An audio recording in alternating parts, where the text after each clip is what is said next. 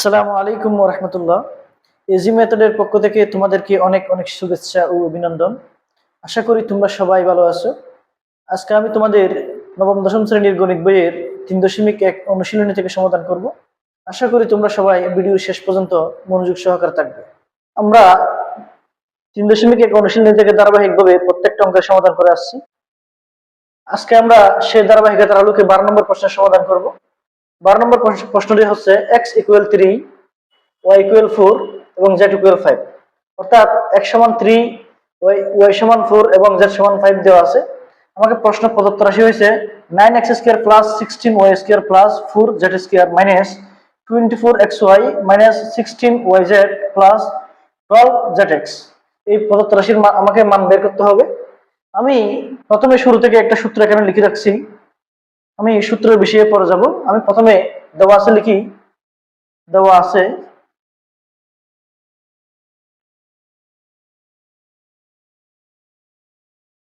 x = 3, y = 4 এবং z = 5। আমি যে প্রশ্নটা আমাকে প্রদত্ত রাশির যে মানগুলো দেওয়া আছে আমি সেই মানগুলো লিখলাম। এরপর সুতরাং প্রদত্ত রাশিটা লিখলাম। প্রদত্ত রাশি হয়েছে 9x² + 16y² + 4z² - 24xy - 16yz + 12zx। আমি প্রশ্নটা লিখলাম প্রদত্ত রাশির। এখন দেখো আমি এখানে 9x² কে আমরা 3x 9x² কে আমরা 3x² লিখতে পারি। অর্থাৎ এখানে 9 কে আমি যদি এখানে 3x² লিখি, 3x² মানে 9 আমরা সবাই জানি। এরপর এখানে x² আছে, আমি x² লিখবো। অর্থাৎ 3x² x² কে আমরা 3x² লিখতে পারি। ব্র্যাকেটটা তুলে ফেললে স্কয়ারটা 3 এর মধ্যে আসবে, x এর মধ্যে আসবে। তাহলে আমরা 9x² কে আমরা 3x² লিখতে পারি। 3x² লিখলাম। ঠিক একই ভাবে 16y² কে আমরা 4y² লিখতে পারি, কারণ আমরা সবাই জানি 16 মানে 4 স্কয়ার, 4 মানে 4y²। একই ভাবে 4z² কে আমরা 2z² লিখতে পারি। আমরা এভাবে লিখলাম।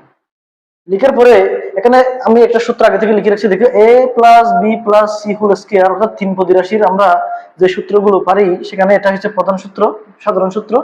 a + b + c² = a² + b² + c² + 2 * ab + bc + ca।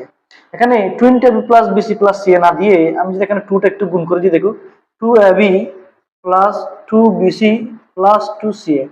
আমাকে সূত্রটা যদি 2ab + bc + ca না হয়ে 2ab + 2bc + 2ca থাকতো, তাহলে আমাদের এই সূত্রটা এরকম হতো। ঠিক সেম ভাবে আমি এটাকে a² মনে করব, এটাকে b² মনে করব, এটাকে c² মনে করব। তাহলে a² + b² + c² ইকুয়াল মানে c² প্লাস, এরপরে আমরা সূত্র অনুসারে 2ab দিব। আমরা এখানে 9x² কে 3x² লিখছি, 16y² কে 4y² লিখছি, 4z² কে আমরা 2z² লিখছি। লিখার পর আমি এই অংশটা দেখব না এখন আপাতত। না দেখে আমি এখানে সূত্রের প্লাস যেটা আছে আমি প্লাসটা দিব না। আমি এখানে একটা লাইন তোমাকে বাড়তি করে ব্যাখ্যা করে দেখাই দিই। অঙ্কটা আমাদের একটু ব্যতিক্রম। এখানে মাইনাস আছে, আমি মাইনাস দিলাম। আপাতত সূত্রের মধ্যে প্লাস আমি মাইনাসটা দিয়ে তোমাদেরকে বোঝাই। এখানে 24xy অর্থাৎ 24xy যেটা আছে আমি এদিকে না তাকাই, এটাকে যেহেতু আমি এ মনে করছি, এটাকে যেহেতু বি মনে করছি, তাহলে এটাকে যেহেতু সি মনে করছি, তাহলে আমি এখানে লিখতে পারি 2ab। সূত্র অনুসারে 2ab, a মানে হয়েছে 3x, এরপরে বি মানে হয়েছে 4y। দেখো 3 × 6 = 24, এরপরে xy, তাহলে এটাকে আমরা এভাবে ভেঙে ফেললাম। ঠিক সেম ভাবে এখানে মাইনাস আছে, আমি মাইনাস বসাইলাম।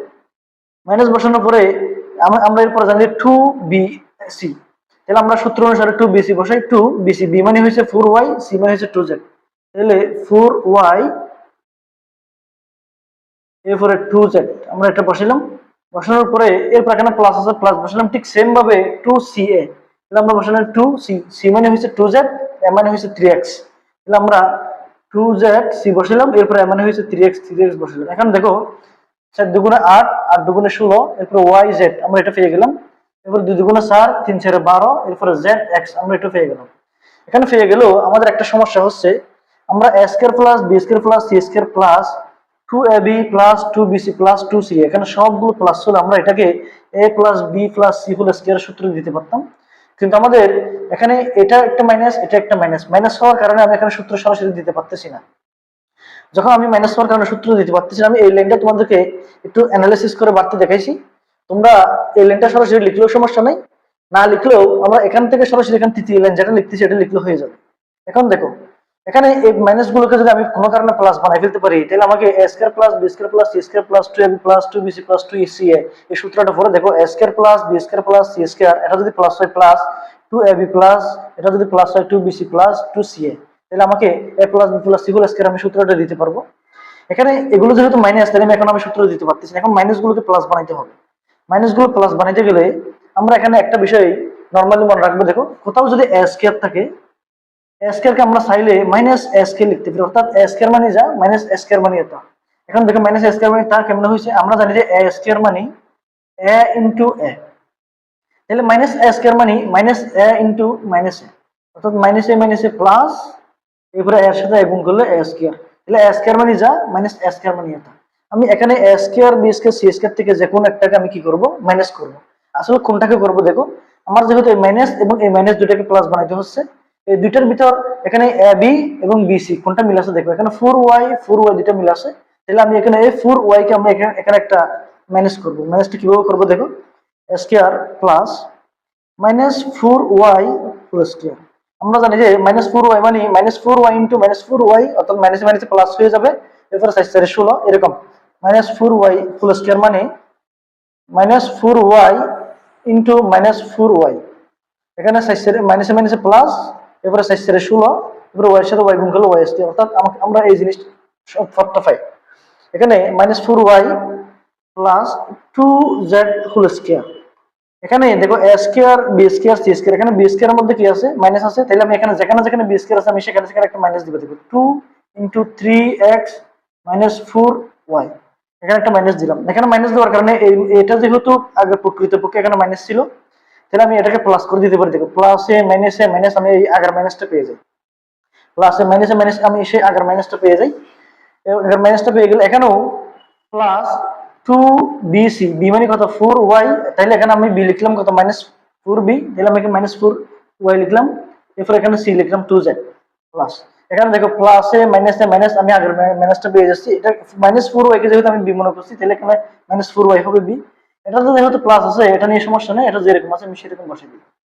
এখানে একটা জিনিস দেখো, তাহলে আমি 3x কে যদি মনে করি, মাইনাস 4y কে যদি b মনে করি, 2z কে যদি c মনে করি, তাহলে a square plus b square plus c square plus 2 into ab plus 2 into bc plus 2 into ca, অর্থাৎ এটাকে আমি লিখতে পারি a plus b plus c whole square.